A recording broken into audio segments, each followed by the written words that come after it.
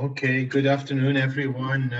I would say please be welcome to the ninth webinar, a webinar on control and prevention of salmonellosis by Dr. Hilde van Meijeragen from Vetworks. But we also have a session by Kaelin Cookson from Zoetis, an expert in our salmonella vaccines, which will be presented to you. I assume more people will drop in. Yesterday we reached the total number of 50 participants. That's what I aim for today. So please, Hilde, floor is yours and enjoy the session. Thank you. Thank you. Good afternoon for our last webinar on Salmonella. So about control and prevention. Just a reminder, we are talking about zoonotic salmonella that are important for food safety, because people can get food poisoning if poultry products are contaminated. And then also the poultry-specific Salmonella, Gallinarum pulorum, are important. So the aim of the control programs is to be able, for food safety, is to be able to deliver salmonella-free eggs and poultry meat to the consumer. For Gallinarum pulorum, the aim is to reduce the infection and try to eradicate. For both the poultry-specific and the zoonotic salmonellas, the control is based on a good monitoring program in the whole poultry chain, from the breeder farm through the hatchery, on the farms, and then even in slaughterhouses and retail. And for that, we need a holistic approach. There is no one thing that will control salmonella. We will have to look at different ways and different angles to see how in that whole poultry production chain, we can reduce the incidence of salmonella. So one part is the farms, and also the hatcheries is biosecurity, very important to keep out the disease. And then vaccination has proven very successful in the case of salmonella.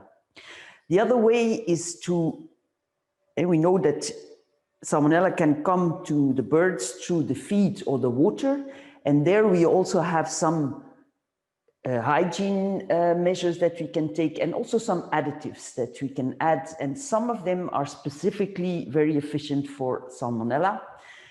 And the last part, I think, is also very important, because we can deliver a safe product, but in the kitchen, where people prepare their food, they should also be aware that there are certain rules to stick to. So hygiene in people's homes, in the kitchen, in the restaurant is also an important part. If we look at the control, this holistic approach I'm talking about, we like to show that with this circle of the pathogenesis of salmonella, where you start with intake of salmonella by the bird. That is the first step, and that can come through feed and water.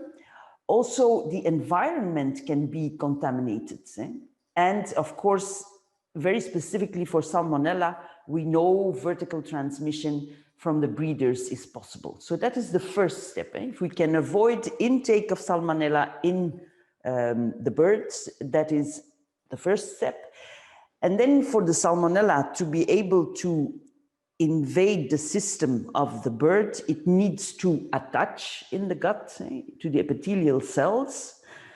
And there, if we can make the environment, and a big part there is the microbial community in the intestinal tract, if we can make that, well, not so hospitable for salmonella, or if we can make that this salmonella cannot first start to attach to the epithelial cells, that is also an important step. So that all that has to do with a healthy intestine. And then the next step is the salmonella will attach to the epithelial cell, it will invade, it will colonize the gut, mainly the ceca. There again, if we have, we can put some additives maybe to prevent that internalization of Salmonella. And then the last part is to prevent the Salmonella to become systemic, from the gut, entering to the macrophages, then through the blood, it can go to other organs. And from there, it will, the liver, the spleen, it can, the reproductive tract, from there it can spread, be shed, and also spread intermittently again in the environment. So there's different steps. And I think the holistic approach is to look at each of these 4 steps and how we can avoid that.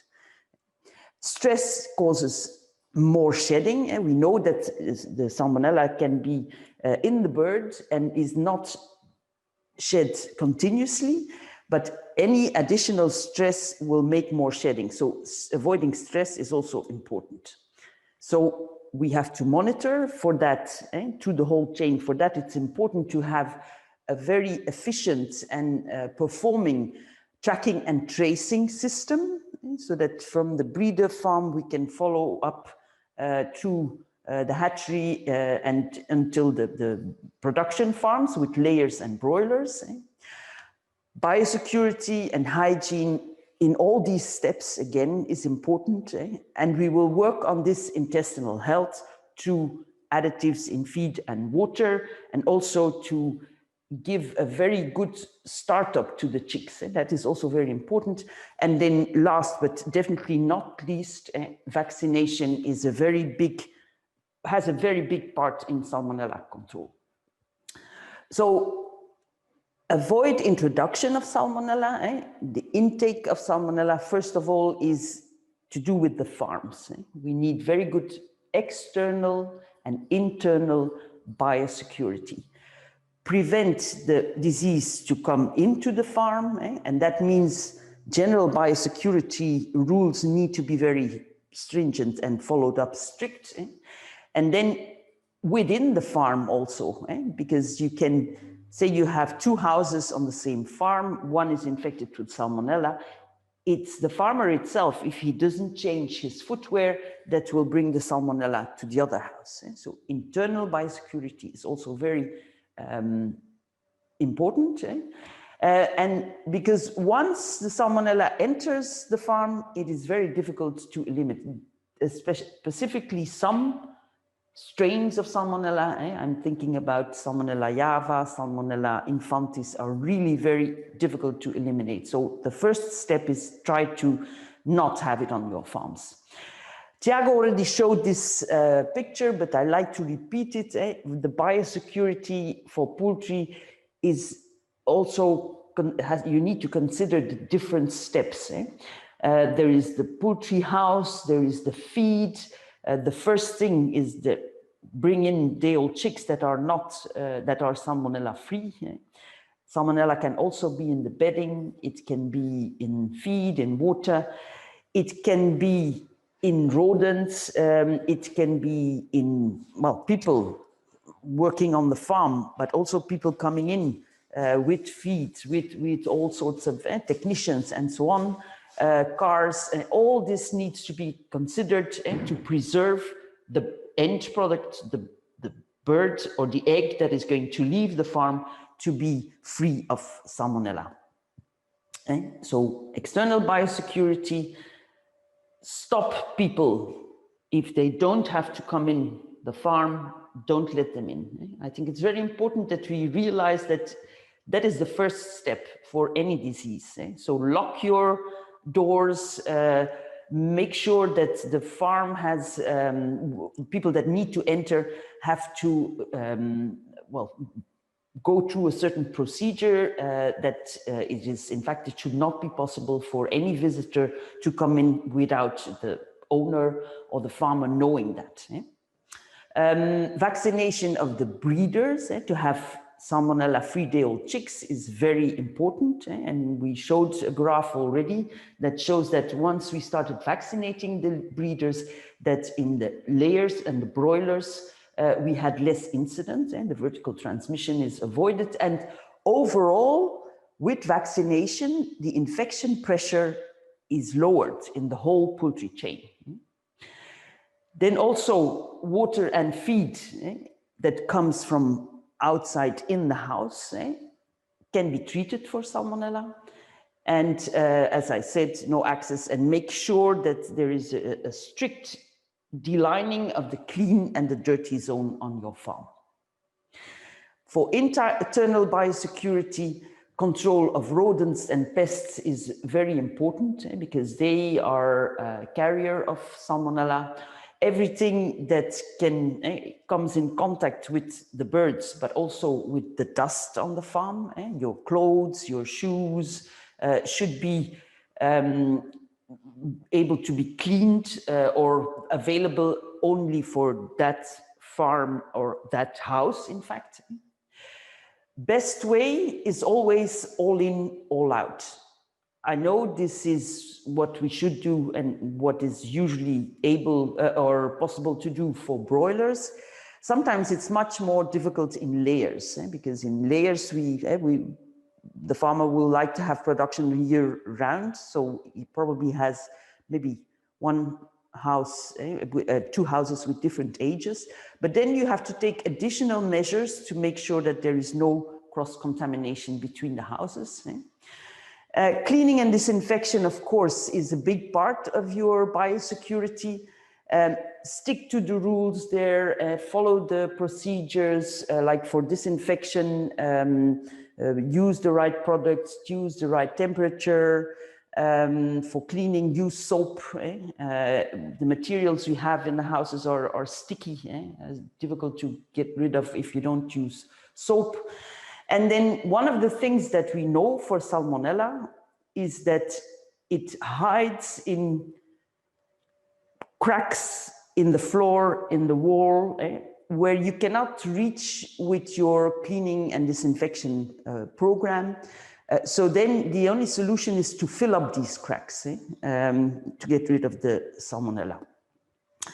Pest control, if you see here, if you have this, you know, if you keep your manure close to the houses, it will bring flies, that's for sure. It will also bring wild birds, it will bring rodents. So that's very important to keep the environment clean. Rodents and insect control needs a real program. I don't have time to give a big lecture on biosecurity here, but everybody should have some protocols that are clear and that everybody follows. Dogs and cats do not belong inside the houses. Some people think it's good to have cats and dogs around to control rodents, but that is really not a good plan. What I wanted to show here in this fly, you see flies, they pick up stuff and then they kind of regurgitate this. It's like vomiting again. So that again is going to, if they come in environment with Salmonella, they will pick it up, they will maybe suck it up, and then they will, wherever they go or fly afterwards, they will then produce the Salmonella again. And this is a picture, I think that's interesting. That is the feet of the fly. You see, it's like all full of little hairs and stuff. And this is ideal to transport Salmonella. So insect control is very important. When we talk about Salmonella, but also other bacteria, drinking water hygiene very often is underestimated. There should be more attention to hygiene of the drinking water because, okay, they eat the birds, but they drink almost double what they eat. And if it's hot, like in Africa, very often it is, they can drink like 3-4 times what they eat. So if we know that we have to take care of the feed to make it Salmonella free, but definitely this also applies for the drinking water. If you see here, I think most of you work with bell drinkers. This is not clean. This can be, if there is things sticking on the bell drinkers, this is a good place and good substrate for Salmonella to grow on. So make a plan to make sure that your drinking line or drinking system, even if it's just the bell drinkers, that they are clean. Cleaning well between 2 cycles, but also during production. You should make a plan to use chlorinated water or some continuous disinfecting product. It can be peroxide, it can be chlorine. And then during the sanitary void, make sure, we talk about this biofilm in the next slide, I will show you better. This is really a place where Salmonella is very much growing, and through the water, it will contaminate continuously the house. Also check the water source. That is something important, the reservoir where you get your water from. Say there is a flood and some water that is not supposed to come into your tanker or in your reservoir comes in, and that is contaminated with fecal material containing Salmonella. So make sure that regularly you check your water source. So this is how the biofilm functions. It starts with, it attaches mostly inside the drinking system, specifically if there is some of this, what you can see here, minerals that are sticking to the water line. And then you get growth of Salmonella on this substrate, and you see that, okay, it grows, and that's where, to visualize it, it's all this slimy stuff that you find inside the drinking lines. And then once it's big enough, it will start detaching, and that is where the worst comes in, because through your drinking line, you are going to send all these Salmonella in the drinking system. Not only Salmonella, also other, but for Salmonella also, this is a very important measure that you should take. First, to remove the biofilm, first mechanical, then you can use chemicals, and then to maintain the line clean, you can use some acidification. These are pictures from Africa where you can see, because we talk about water quality, a lot of water quality. Okay, the best is to do a bacterial culture, but you can already see here that there is something wrong with this water. This is not clear, so there is something not okay. Then you must check what is going on. In the tanker, make sure that regularly you check if your tanker is clean, and so on. So there are specific additives in feed and water that work very well against Salmonella. I would say, do not consider these as, once you have Salmonella, they will get rid of it. It's more like preventive. What we want to do by treating the feed and the water is to reduce the infection pressure for Salmonella. So in that way, then you won't have so much Salmonella in your intestinal tract, and you will also, of course, reduce the general infection pressure because the shedding will be less. So some products work outside the bird, like if you use something inside the drinking line or in your feed. In fact, that is to prevent or to reduce the load of Salmonella that will enter the bird. And then there are other products that in fact work inside the bird. So they have an effect in the intestinal tract of the birds. For that, they need to come where the Salmonella is, and that is in the ceca. So you need a product with slow release that can pass the stomach, which has a low pH, and it should not be deactivated there. So that's why these products will be coated or will be a chemical formula that will only be released later in the bird. So one of the products that we know very well that has, and a lot of studies have been done that is very active against Salmonella is butyric acid. It's a short chain fatty acid. Also some other short chain fatty acids, but I think butyric acid is the one that is mostly described and studied. Then you have the medium chain fatty acids, caprylic, caproic, palmic acid. They have, because butyric acid, I will go in a little bit deeper in the, because it stops the invasiveness of Salmonella. It has a very specific action, which I will try to show you just now. But the short chain fatty acids, they have shown activity almost like an antibiotic. You have MIC values that show that for some Salmonella, these medium chain fatty acids really have like an antimicrobial effect. So remember the slide I showed with the vicious circle? One of the things I said is the intestinal health is very important. And that starts at the very first day of life of the chick. If we can keep the bird, the chick, Salmonella free, and if we can make that the intestine develops very well in the first days, it will be armed much better to fight the Salmonella. So we need a good bacterial community in the gut that stays in balance with the host's mucosal defense barrier. And we know that we have to steer and that we can steer those that intestinal community of bacteria to improve intestinal health with feed composition, what the ingredients you put, but also with additives.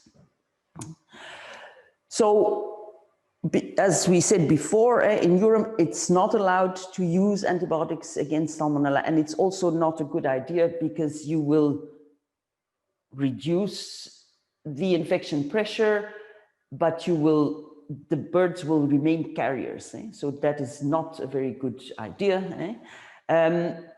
But we have additives that have like some antimicrobial activity, which is better. We also warned for antimicrobial resistance. So we have products, pre-probiotics, organic acids, essential oils that steer the intestinal community of bacteria towards butyrate or to favor butyrate producers. So here is a picture, a slide from Professor van Immerzeel that shows you how the bacteria degrade the carbohydrates. So you have different steps there, and you have certain families of bacteria that favor butyrate production, or that favor bacteria that they themselves will start producing butyrate. On the other side, what we want to avoid is this pathway, because this pathway favors the Enterobacteriaceae like Salmonella. So we need to find additives that steer in this direction and that avoid this metabolism. And then vaccination, we talked about control, different products, but vaccination is also a very important tool that we have. It should prevent colonization with Salmonella in the gut, specifically in the ceca. It should prevent the Salmonella, once it is in the bird, to become systemic and to invade the organs. It helps in reducing shedding, and with that, the horizontal transmission within the flock, and it reduces vertical transmission of infection to the progeny. So we already showed this slide, but I think it's important. And this period is when we started using vaccines for Salmonella on a bigger scale. And you can see that the prevalence in the birds, in the breeders, in all layers, broilers, is going down. And it helps to prevent. We also see that the figures of food safety casualties in humans, they go down as we manage to reduce Salmonella in poultry. So vaccination, it can be live, but I think the next speaker will talk also on that. Live vaccines, they stimulate your local immunity. Inactivated, they will help more to avoid the Salmonella to become systemic. So we vaccinate breeders to protect the progeny. In some programs, this is compulsory. And they also provide some maternal antibodies to the broiler chicks to reduce the invasiveness of Salmonella there. In the layers, we vaccinate to avoid contamination of the eggs. And well, in broilers, vaccination is a possibility, but usually we rely more on additives here. So that was in brief my story about prevention and control of Salmonella. So I will be happy to answer questions after the session of the next speaker. So for now, I thank you for your attention. So guys, we have now, we're going now to present a slide with the codes for the Mentimeter to do an evaluation of all the webinars that we had. Orly is just showing now the slide. Okay, so just go to menti.com and insert the code that we have here. We'll share it as well on the chat, so you can both the link and the codes. And during the presentation of that we have next from Dr. Kylie, you can answer the questions, and after that we'll go over the Q&A and then show the results of this poll. Now maybe we could pass for the questions related to Hilda, and then at the end we'll go over the results of the Mentimeter. Okay. Thank you. Thanks. Thank you. Okay, so there's not a lot of questions. So can we stop transmission of Salmonella infection via insect control? Well, insect control is one part, but of course, only insect control will not stop transmission of Salmonella infection. There are so many other ways that it can be transmitted, but it's definitely part of your complete control program. Yeah, one of the parts. So second question, how can stress increase shedding in Salmonella infection? Well, the Salmonella infection stays in some lymph nodes, in some parts of the body, and when there is stress, your immune system is lowered, and at that time it will start replicating, and it will start in the gut, and you will have more shedding of Salmonella. That is in most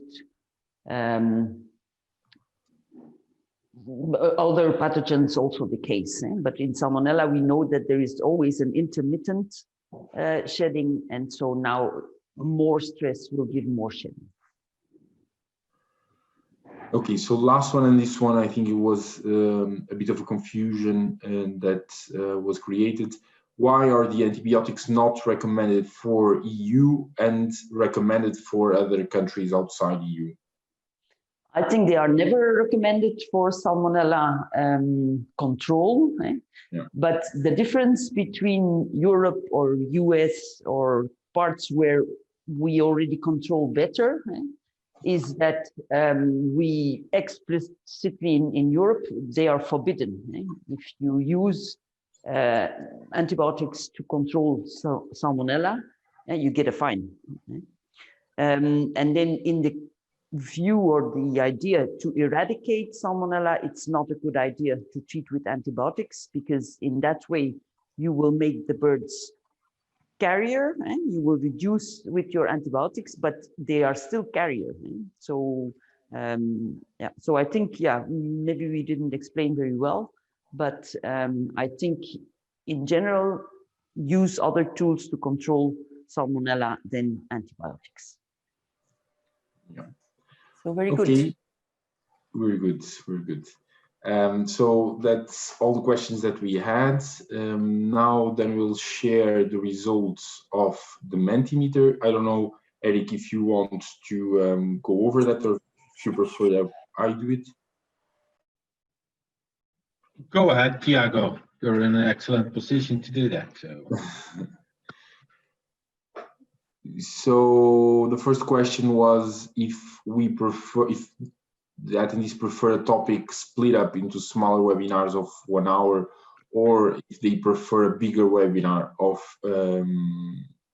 3 hours. And I think most of them went for the smaller webinars.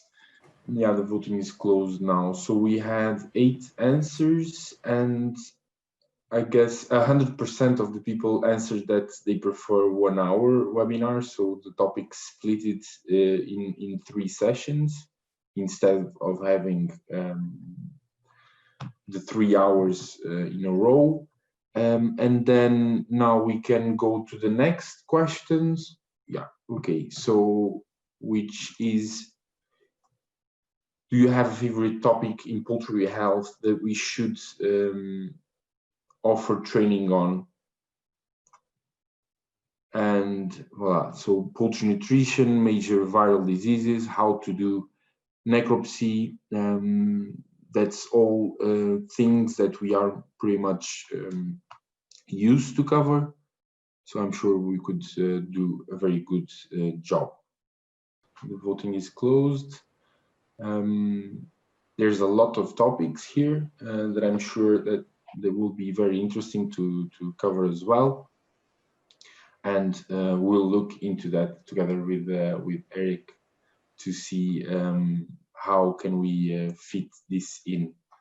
In our part, it was a very good experience doing these webinars. So we, or I think, in name of Vetworks for the assistance and the perseverance to being with us in these 9 hours of webinars. And thanks to Zoetis and Eric in particular for this nice experience. Thank you, Tiago. On behalf of Zoetis, first of all, I would like to thank Dr. Kaelin Cookson for giving us this great support from the other side of the world. And I really hope on a very good outcome of your president elections in the following days. Yeah, thanks so much for the support. It shows also that people from Zoetis are really customer obsessed and try to do the max they can to give us support, and I'm really happy with that. Secondly, thanks to the people of Vetworks, Tiago, Hilde, Aurelie, and maybe others as well behind the scene, and thanks to my team as well. To be very clear, all people, I have excellent team members in the field in Sub-Saharan Africa. Probably you know them, and if you don't know them, it's time you meet them. So they might reach out to you as well in the following days and weeks to discuss those other topics, or to discuss some key learnings or next steps. If you're interested in the vaccine for your country, please discuss with the team, and we can see what we can do in bringing it to your market. But then last but not maybe the most important, I want to thank you all. I know there's something like a very difficult connection from time to time. but I'm really happy with your participation. I'm really happy with the very good questions you dropped there, and it's giving also us all a boost to set up this kind of training.